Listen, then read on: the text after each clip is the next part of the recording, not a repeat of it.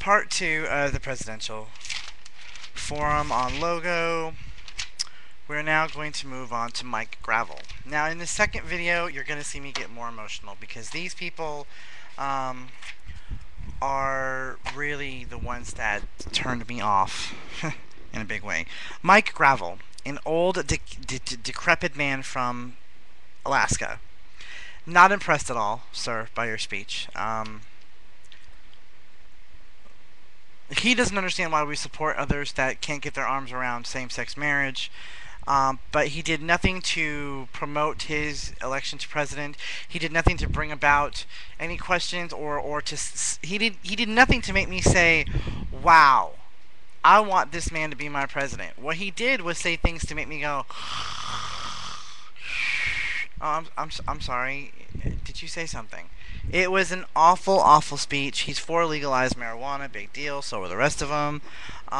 He says that the rest of the politicians are playing safe. I even wrote down, I don't know if you can see it, but I wrote down at the top up here, I wrote, "This guy is not impressing me." And then down here I wrote, "Not impressed. He sucks." Yeah. He didn't do anything. So, I mean, that's it. I don't need to say nothing. Mike Gravel, I didn't know who you were 5 minutes before the show started, and I don't care now. Now we get to the fun gentleman. Bill Richardson, governor of New Mexico. Man who had, if he had gay friends before this show, damn sure doesn't have them now. Besides getting to everything that he says, which I have a bit of it, let's just say the one thing that he sunk himself with. He believes homosexuality is a choice. Be it a civil rights issue, a religious issue, he believes that us being who we are is a choice. Plain and simple.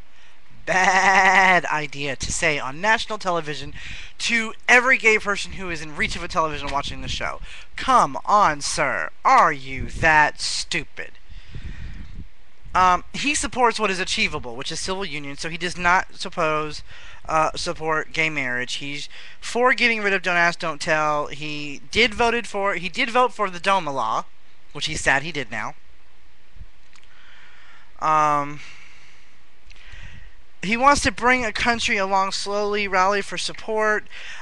He doesn't think he should be held responsible for saying the Spanish word for faggot on a national radio station, not once, not twice, but several times, and laughing about it.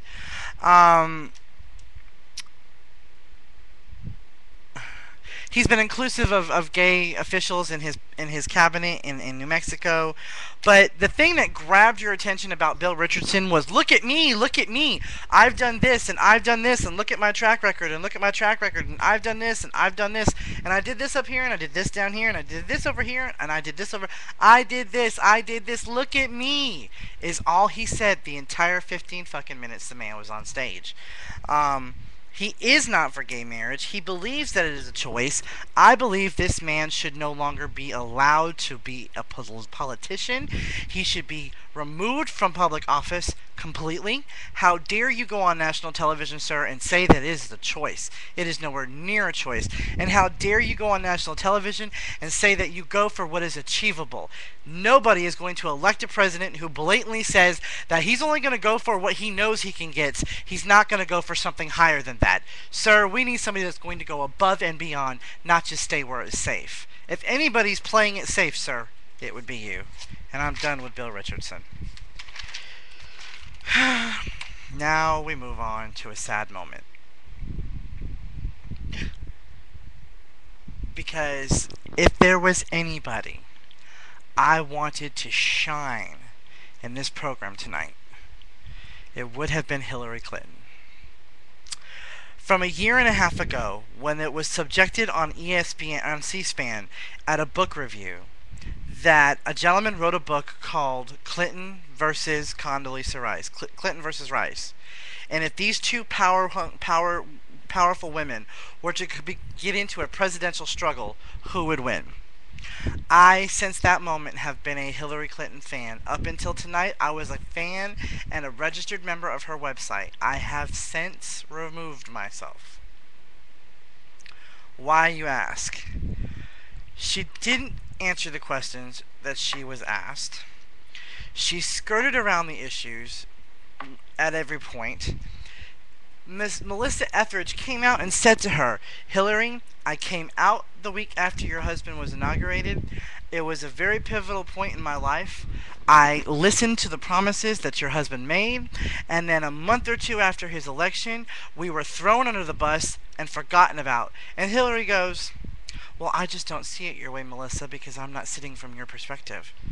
Don't don't insult our intelligence by making it sound like our perspective is just a little off.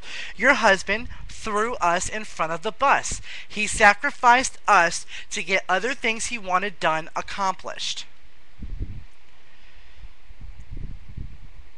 She avoided Melissa's question again after that. She did say she would not publicly appoint anybody who is anti-gay on the Supreme Court. She wants to let the states, she is against gay marriage, she wants to let the states maintain control over marriage licensing and stuff like that. She will support civil unions with full benefits and equality. And of course, she, like everybody else, wants to get rid of Don't Ask, Don't Tell. I am severely disappointed in Hillary Clinton. I'm disappointed in Bill Richardson. And that other guy, I completely forgot his name already. That's how much I told him he did for me. Bill Richardson, if you ever see this video, I want you to know that as one of the most uneducated, unpolitical people on this planet, even I know that what you said tonight was wrong. I want you to know that someday, in the very distant and near future, and maybe not today, maybe not tomorrow, but someday, you're going to have to answer for what you said on national television. Somebody's going to hold you accountable for the things that you do and the things that you say. You cannot come out and publicly say it is a choice against us, because that right there just opened you up. That was political suicide. There's no way in hell you're going to get the Democratic ticket now, even if you paid people off to get it. Hillary, honey, if you want to be elected president, and I still think you have a marginal chance, if you want to be elected president, then it's time you jumped on the bandwagon and got your ass in gear. We don't want to hear about your husband. We don't want to hear about how you thought, what you thought about things that he did during his constituency or anything. We want to know what you're going to do as president of this country. You have ridden your husband's coattails long enough. Get off them and stand on your own 2 feet. If you can't, then move aside. As the old saying goes in the country, shit or get off the pot. That's all we've got to say to you. And the other guy, I don't remember your name. Good luck. This has been Sean C118's review of the Presidential Forum on Logo. Like I said, my opinion, but this is how it is.